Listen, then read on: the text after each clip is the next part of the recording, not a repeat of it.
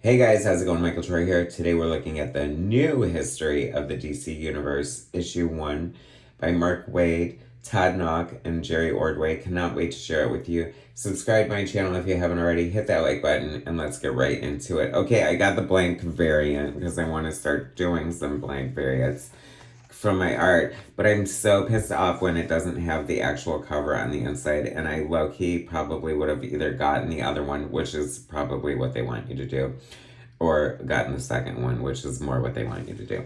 Anyway, for $6.99 DC, give me the frickin' cover on the inside. I deserve at least that. I mean, because mine ain't gonna come close to that one.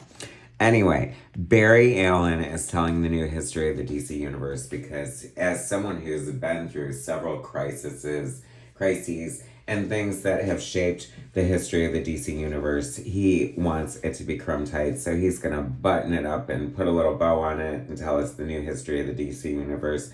I was shocked and excited about this series. Lots of great artists involved. Mark Waid, I can't think of a better historian, telling a Flash story. It's so interesting. I'm used to him, being the Wally writer, Wally West. And so we're getting his big Barry Allen point of view. I love Barry, so I'm totally fine with it. But it goes to show like the need or maybe not need for this. Like the history is so muddled and mired. I came into the DC universe as a young fan right before Crisis on Infinite Earths. So I wasn't beholden to all that history. However, I too sort of see in retrospect how it kind of ruined everything. And immediately after Wolfman and Perez, Mark Wolfman and George Perez, did like a history of the DC universe to sort of like say how it all is now. And I feel like just because everything's so freaking convoluted after the New 52, after Rebirth, after this, after that, like we don't know what the hell's going on. And even though I guess everything goes, everything counts in large amounts. So, but this is just kind of a way of putting it all in one place. I think it's 4 issues. It might be longer than that. Lots of rotating artists. It opens with this framing sequence and then quickly switches to more of a format that was akin to the original history of the DC Universe. I think it was smart to start with a classic great artist like Jerry Ordway, the Ordster. Loved his Infinity Ink. Loved his inking on John Byrne on Fantastic Four. Loved his inking on Perez on Crisis. I mean, he's arguably credited for giving like a distinct look to Crisis. And he has that historical look and feel of a classic artist. So he's like a perfect choice. And I've always been a fan, so I'm very happy to see it. This very does much feel like an updated version of the old history of the DC Universe. It's just very much chronicling, from the dawn of time, the different factions of the DC Universe, from the New Gods to Arion to, the birth of Swamp Thing, Eclipso's involvement, Themyscira, just like everything.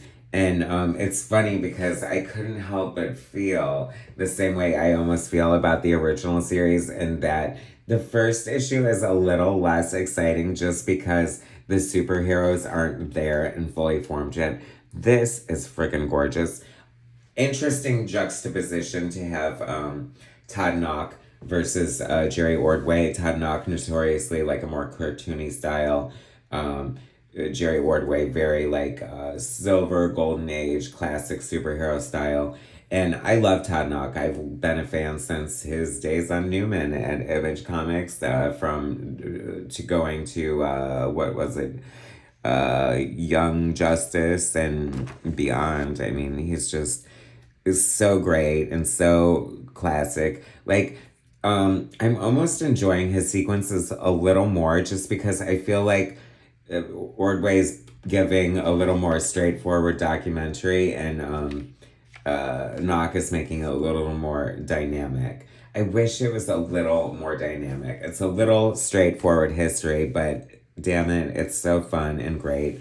Like, that's what I love. And it's also evocative of, you know, reading the original DC history of the universe, because you kind of get excited by the seeds that they're planting. And I mean, hell, that's an awesome Frankenstein right there. So you gotta love that.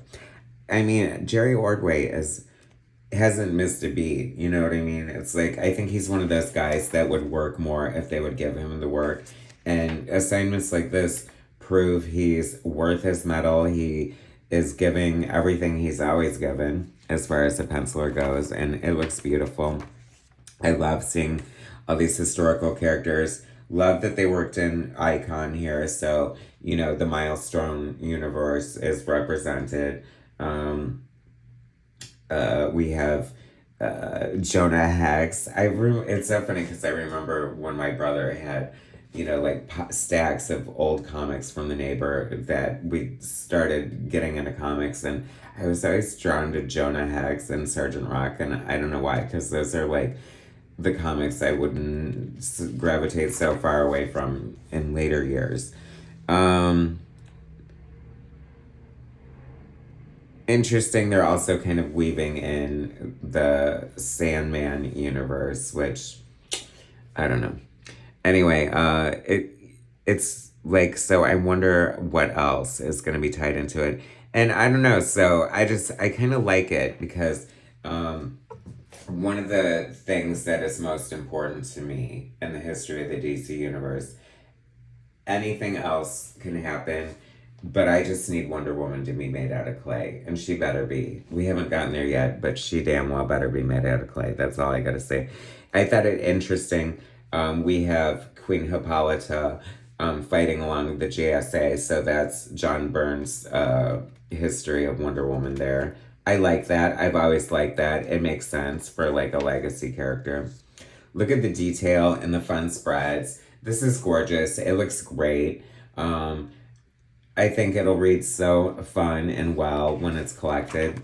I think that this is like such a fun and refreshing surprise, and I just think it's like one of the most enjoyable reads I've had in a while. And of course, it's because it has to do with the history. It's just fun to see all these characters, you know what I mean? It just reminds you of like why DC is so great, and the rich history and the crazy history, no less. I mean, you've got all these characters that sort of folded into DC from other publishing companies as well that always never made sense to me. That's always why Marvel seemingly seemed more cohesive to me, because they were all sort of created together, except for, you know, like Namor and stuff like that, but whatever.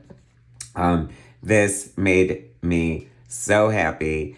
And I know it's going to make one of my good friends very happy too when he sees it. The Young All-Stars. I love the Young All-Stars so much. Beautifully illustrated by Brian Murray back in the day. Short-lived, such a great series. I would love to take a crack at a redoing of them, or I would love to see them back in any way.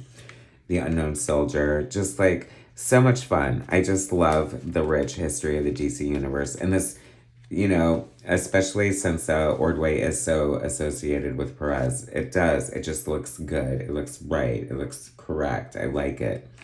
Zaytera, the musical creatures. It's just fun. It's a good recounting and, you know, just like teaser. And I'm, you know, just can't wait to see how it develops, even though we kind of already know. You know what I mean? It's kind of like seeing a movie where you know the history already, but it's a great exploration. Niles Calder, the Doom Patrol is coming, yay. Great great Krypton. So Mark Waid writer, Ted Neck and Jerry Ordway artist, Matt Herms and John Kalisz colorist, Todd Klein letterer. Oh, how cool, Todd Klein letterer. Anyway, we're off to a great start. That was so much fun. I'm so glad they did this. And I definitely recommend it. And there's some fun back info in the back here. Anyway, thanks for watching, guys. Pick this up this week. Subscribe to my channel if you haven't already. Hit that like button, and I'll bring you more soon.